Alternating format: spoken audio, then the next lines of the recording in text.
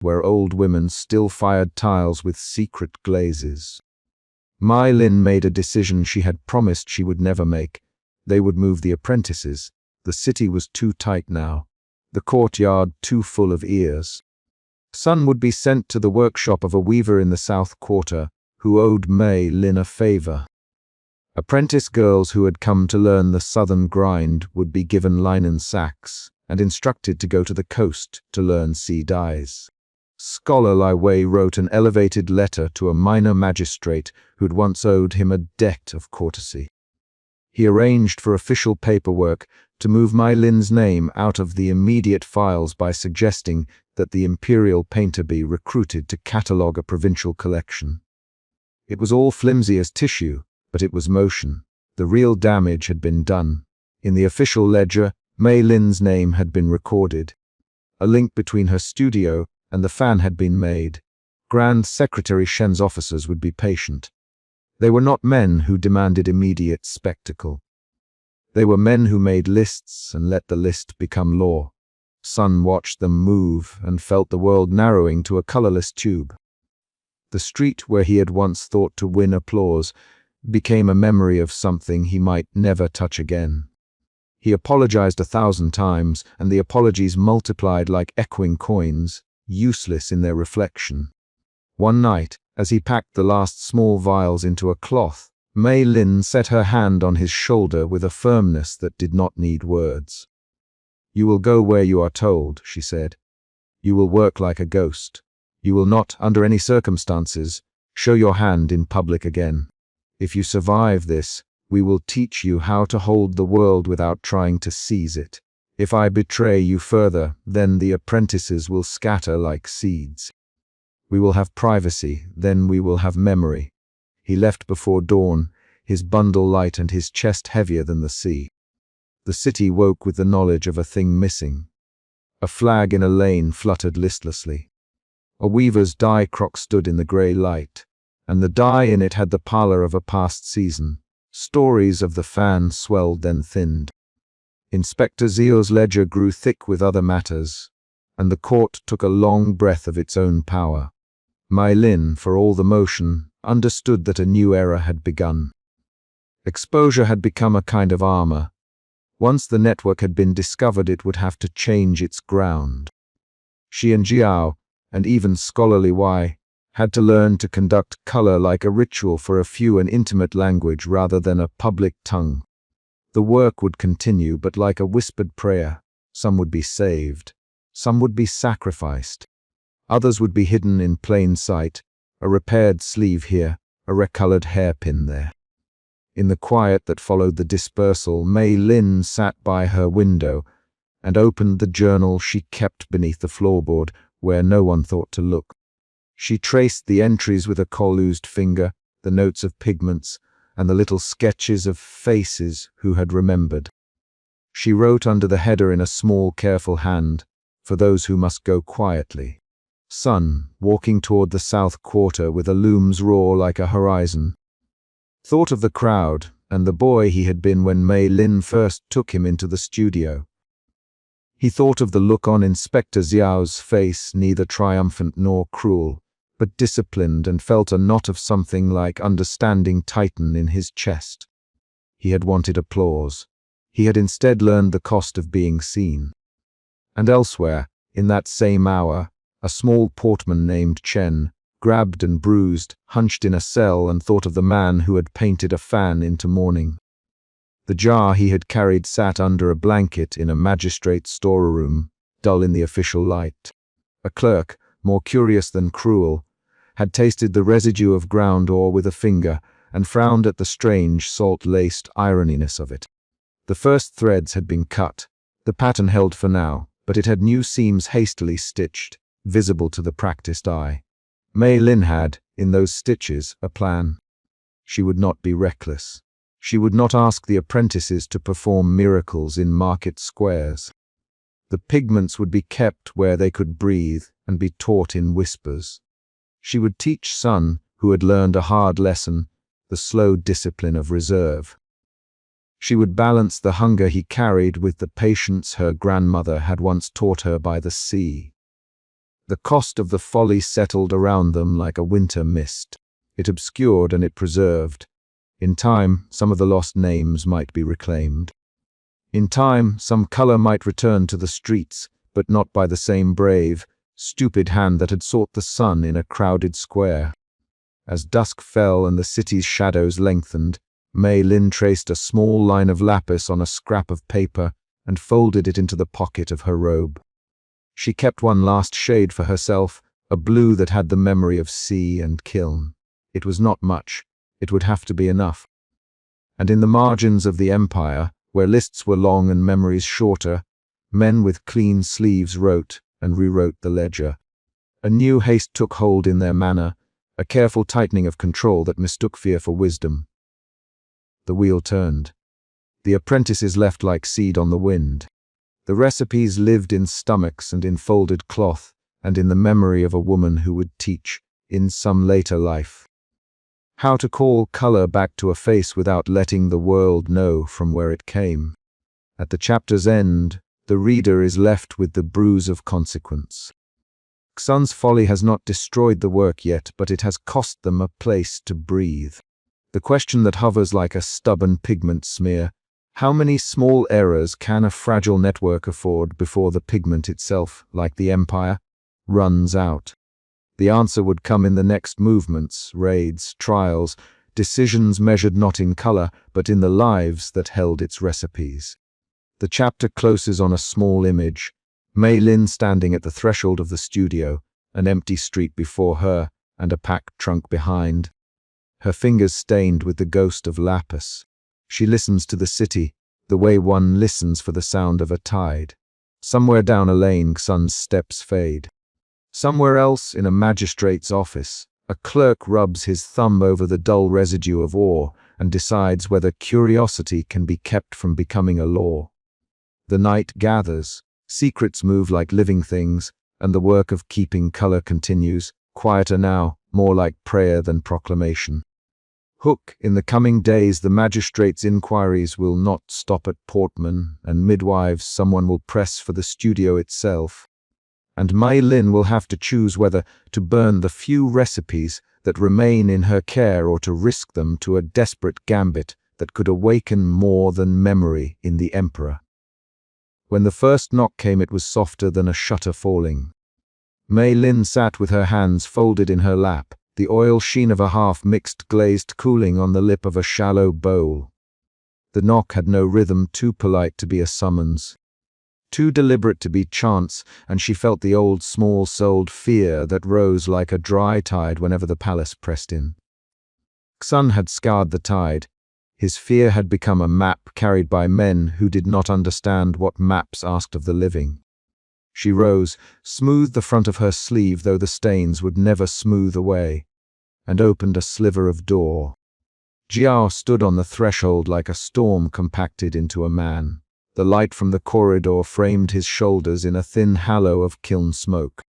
When he entered, he did not look at the bowls, the brushes, the small squares of silk pinned against the wall like quiet accusations. He crossed to the workbench, set down a wrapped parcel that smelled faintly of salt and smoke, and drew off his apron. "I have been a coward," he said when Mei Lin did not yet speak, and the confession came from him as if he had cleared a kiln of ash. "I have been a careful coward for long enough." That the words came first as confession and not as dare is what steadied Mei Lin. She had expected Jiao to produce a plan, some obscure way to reroute ore, or to hide the jars in the bellies of fisher children, but he looked older than his years. As one who had measured the weight of wrong and decided to carry it himself. "You will not ask me anything polite," he continued, "because I owe no charity to my own cowardice. The couriers have been broken, names have been given. If they come for the docks and the warehouses, they will ask questions anyone dying of duty will answer. I will let them find me. Leave word with Lai Wei to press for leniency. Let Eunuch Rong keep the palace off their scent. I will be the one they bring before the Grand Secretary." Mei Lin heard the logic as if a bell had been struck. It rang through her like a reprimand. To accept was to make Jiao a conspicuous sacrifice. To refuse was to keep sending others into the teeth of danger. Either way, the ledger of lives would grow heavier. You will not, she began, feeling the sentence curdle into something small and useless.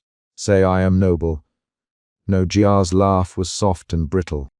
Say I am old enough to prefer to make my mistake visible. Say I have a debt that will not go quiet when the walls are quieted. He unfolded his hands and showed the faint rim of a scar across the knuckle of his index finger, a ridge that spoke of a fire he had put out too late. There were no grand gestures in Jia's offer, no rhetoric about martyrdom. It was a pure arithmetic of exposure, one body visible to protect many hidden ones.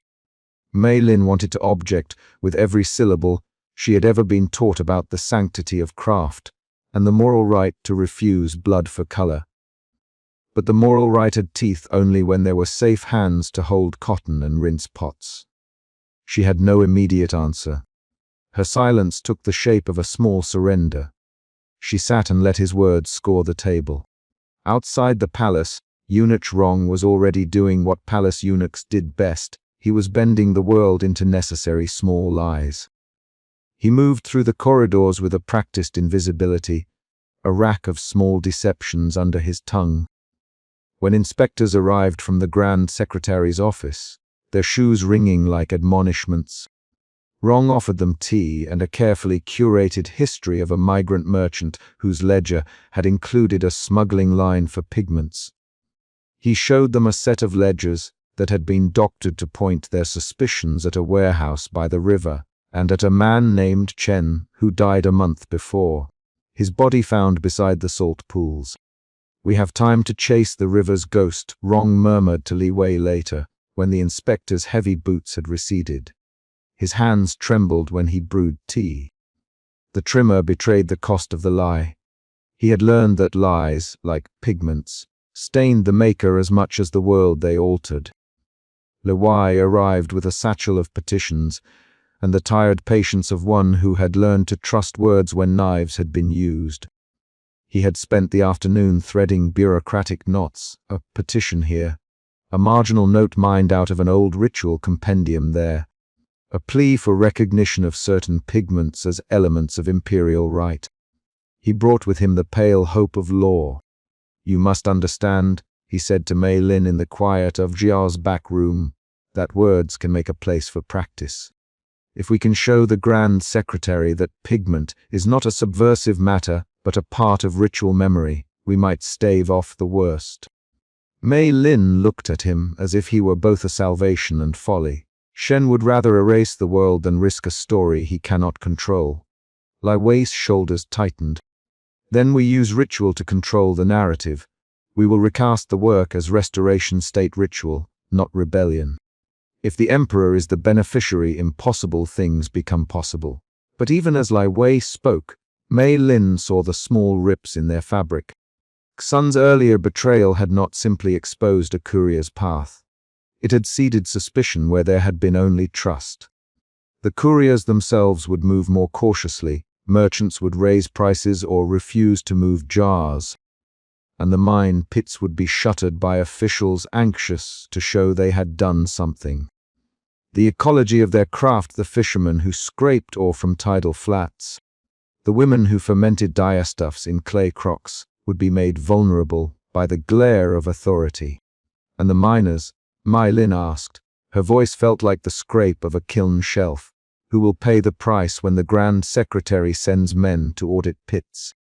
Who will feed their families when they are arrested for conspiracy? Li Wei's reply was the slender thing of a scholar's logic: we will argue ceremony. We will argue heritage. But Mei Lin understood how threadbare that would sound to a man who had watched families burn in raids, and who equated ceremony with the soft end of the sword. Jiao, hearing that, folded his hands as if in prayer. I will go to Chen's warehouse, he said. They will make a spectacle. You must not come. If they find me, tell them I was a vendor of lacquer, nothing more. Say I was foolhardy. Let Li Wei fall back into law and let Rong keep the palace elsewhere. Keep Mei Lin in the storerooms, hide the journals. There was no drama in his offer. That was why it was so wrenching. There was only the steady arithmetic of a man taking a bullet for a thing he loved in the way one waters a tree that cannot answer back. Mai Lin could not accept such a calculus without an exchange. "You cannot be the only face they see," she said. "They will never believe the ledger of one alone. You are a man with a past. They will make you sound like the entire southern trade. They will make your guilt into a geography." "Then let them make something of me," Jiao said. "I have been made small in other ways. I will be made larger for a time if it means the recipes live." It took them until dusk to organize. Eunuch Rong traced a map of false leads and staggered their supply routes in a way that would make a single capture look like a scatter of pirates and unconnected smugglers. Li Wei read a marginal treatise aloud, the words a balm he hoped might change the terms of debate in the next council. Sun sat in a corner with his head bowed, hands folded as if waiting for punishment. And when Mai Lin looked at him, he flinched as if the gaze itself were a rebuke. "Will you forgive me?" he whispered finally, the words thrown into the low air. He had told names. The names had been small and necessary in the moment his teeth were clenched. They tasted like mud afterward. "Forgiveness operates on the same cycle as paint," Mai Lin told him. "It takes time to absorb. For now, live in utility. Learn what cannot be said." Sun nodded. His shame was a hot thing at his throat. "I will do anything." "Then do one thing first. Do not do anything that exposes the rest of us," Mai Lin said. "When the world asks you to act like a hero, act like someone who ties knots well. Heroes get noticed, not tears keep ships afloat." Even as they primed themselves for Jiao's performance, the cost of silence revealed itself in quieter ways. Consort Lion visited in the half-light with a tray of tea and a roll of silk that smelled faintly of jasmine and old language. Her fingers trembled when she passed the cloth to Mai Lin. "Save this," she said. "It was stitched by something that was once beautiful, and that will not be seen in court." Her laugh was a small breaking, but perhaps those who love it will keep it alive. Mai Lin pressed the silk to her face and felt the echo of a color that was not yet allowed. She thought of the miners, their hands raw, of the coastal women who fermented dyes in earthen pots and who had never, in all their lives, been thanked by a man in a robe. She thought of Jiao's scar and Aksun's hot guilt, and of Eunuch Rong's trembling fingers over a cup of tea. The ledger of color kept growing with names. At night, Mai Lin sat in the storeroom, packing away a dozen painted swatches into a roll for safekeeping. She wrote in her journal with a nib so small the ink barely left a mark. Her entries were not public doctrine. They were recipes and memories tangled together like thread, a litany of the women who had taught her to grind ore with rice. The songs that hid measures of salt and time. She wrote slowly so the recipe might be remembered by the motion as much as by the words. "If I am forced to silence," she wrote, "let the motion learn them. Let my hand keep the memory when my mouth is stopped." When at last news came that Jiao had been seized at the riverside warehouse, it arrived in a way that felt less like thunder than like a slow cracking in a vessel. Eunuch Rong reported it with a face that could not quite hide the cost of his deception. "They took him as we hoped," Rong said. "They made a show of his past. They paraded jars no one had time to examine for origin." He sang like a man who had been paid to sing. Mai Lin thought of Zhao in a cell, the clay walls smelling of damp and old things. She thought of the way he had looked at her when he offered himself, not at all like a man dying for glory, rather like one who had smelled how a kiln could kill, and who had decided to carry that knowledge into the public light. The immediate consequence was a fractured calm. The inspectors were satisfied with the law. Their ledger thickened with convictions, and they left the docks feeling themselves safer, their duties performed. The palace breathed a small, guarded sigh. But behind that sigh was the raggedness of a net with more holes than seams. The couriers who remained moved less often and more cautiously. The women who fermented dye did so farther from the sea in colder climes. Merchants closed accounts that had once been open. Small hands that had mixed color now moved to new trades. A seamstress who once embroidered vermilion roses now mended boots. The ecology of color contracted. "We bought time," said Lai Wei when they gathered in a shadowed pantry to share what little news had passed between them. "But purchased time always comes with interest." "The interest is not small," Mei Lin said. "It is measured in the slow deprivation of those who supply us." Li Wei had no tidy answer. He could write petitions and wrap arguments in ritual. He could carry their case into the temper of officials who still loved poems and relics. But when a man like Grand Secretary Shen believed austerity would save the realm, poems were as slippery as oil on water. Mei Lin understood then that preservation might be complicity in extraction. To preserve color was to demand or be drawn harder, to ask women to ferment dyes in clay until their hands cracked. This realization sat like a stone in her chest. She could not unlearn the look of Jiao's hands when he offered himself. She could not unhear Xun's breathless confessions. She could not unsee the way Yunich shoulders had seized with each lie, as if the fabric of his body were being rewoven under the strain of conscious deceit. And so a decision braided itself slowly from sorrow and stubbornness.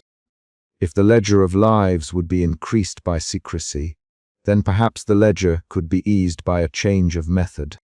Mei Lin asked Jiao in his brief moments of contact through the lawyers who carried his messages, could they temper the recipes? Could they find ways to reduce dependency on raw ore, to mix pigments with less extraction, to make less brilliance for more sustainability? The question was as much about ethics as it was about craft. Jiao, who wore the made-up audacity of a man destined to be made an example, sent back a short line painted across a scrap of porcelain. "Enough to keep a color alive is better than everything to own it." His handwriting was a smear of salt and soot. Mei Lin understood the compromise. She would not, could not, keep pouring the veins of the coast dry for an impossible lust for azurine and vermilion. She would learn to make malt of color, lighter, less arresting, but resilient. It was a blooming pragmatism, a half-prayer in the face of an empire that preferred gray. In the days after Jiao's capture, Mei Lin trained as if to learn a new trade. She taught Sun how to seal lids with wax, how to count the number of turns on a rope so that packages left for couriers would appear casual. She worked with Lai Wei to place petitions that asked for ritual exemptions for low-intensity pigments that would not appear as spectacular or dangerous. They hoped to thread the needle, let small pockets of color exist under the guise of relic preservation, while avoiding the spectacle that inflamed the Grand Secretary. The risk was that the smallness itself might invite contempt. Grand Secretary Shen liked the spectacle of law. He liked the promise of a public example to prove that the world could be disciplined. He would not be wholly satisfied with a trick of low-gloss dyes dressed as ritual. Even now, guans and guards who had begun as utilitarian cogs in his machine found their purpose in the certainty his rhetoric offered. The promise of a clear enemy was a sedative for the anxious. Mei Lin stood in the storeroom one evening with Consort Lion and unrolled a painted swatch for her. The colors were faint but durable, mixed with more rice paste and less crushed ore, developed with a method Jiao had sketched in a hurried smudge. Lion's fingers traced the pale rose and the slate blue, as if they were the bones of someone she loved. "It will not sing like before," Mei Lin said. "But it will not bleed its sources dry. It will be enough to remind someone of a line of a poem, a childhood room, a face." Consort Lion let out a long breath that tasted of something like relief. "Enough to remember is not nothing," she said. "If the emperor can be carried back, even in pieces, it is worth shoring a few things." Mei Lin looked at the faces gathered in that small glaze-streaked room, Sun's jaw working with the resentment he could not wholly shed. Lai Wei's thoughtful flatness. Yunich Rong's hollowed composure. Consort Lion's soft, resilient sorrow. She thought of Zhao in chains and of the women by the sea whose hands would now be less called upon. The ledger that had once been only an abstraction color for memory had become a tally of possible deaths and trades. She realized that the work they did had to be more than secret rebellion. It had to be stewardship. The price of silence had been revealed not as a single, sharp thing but as a slow accounting. They could bargain for time, and time might be all they needed. They could change their recipes and trade brilliance for breath. Or they could refuse to compromise and risk the lives and livelihoods of those who were already vulnerable.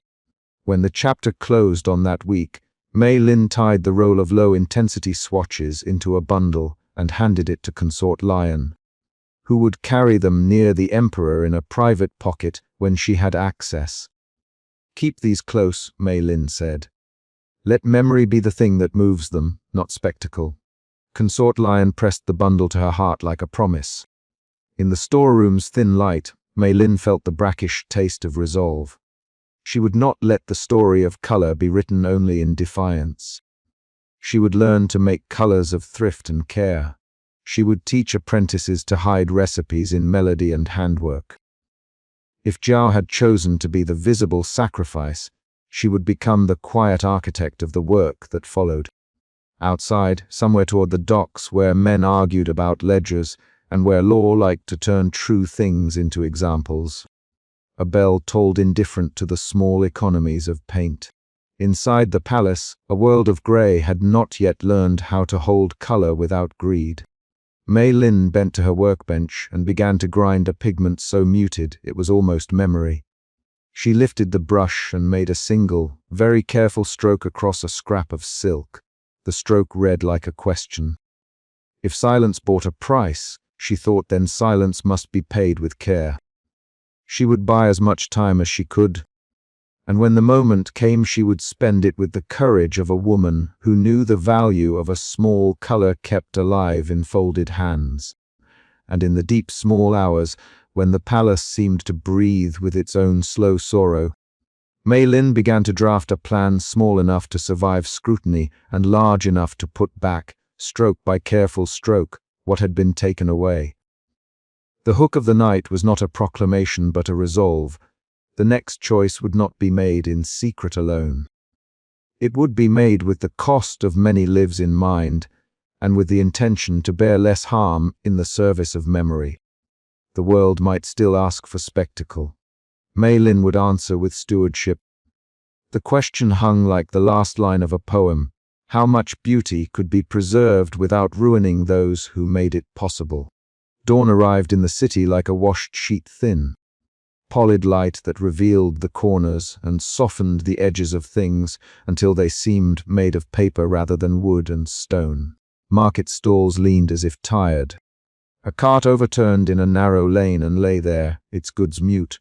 The cloth that once declared a merchant's pride, now the same color as cooper and straw. Word traveled faster than the light.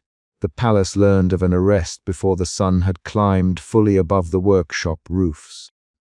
An artisan from the provinces, one of those who salted minerals on the docks, who had always been careful with where he kept his jars, had been seized in the night. Guards had found a small sealed pot on his person, and that was enough. The punishment for contraband had never required a confession. Possession itself was a verdict. Mei Lin learned of it in the way news found certain ears first. A manservant of the inner court, returning with a tray, let his hand fall and the cup clinked. A passing maid's face was grey with something like grief. Eunuch Rong came to her studio with the gait of a man who had rehearsed the expression of indifference in the mirror. He stood by the low latticed window while Mei Lin tilted a stone bowl and mixed a pale wash for a study bird's wing. His eyes were careful, as if the shape of words could be modified without altering their truth. "An artisan taken on the eastern road," he said. They found a jar wrapped in oilcloth. Mei Lin set the brush down. The bristles whispered against porcelain. "Did they name him?" "Elder Zhao," Rong answered. From the salt market quarter, he kept odd hours. The news lodged in her like a splinter. Elder Zhao was not a man of note. He had not been a courier. But in networks of trade and trust, a single broken link could pull others free. Mei Lin thought of the courier who had been captured weeks before, of the sealed jar that had changed one man's fate and now echoed through the courtyards like the toll of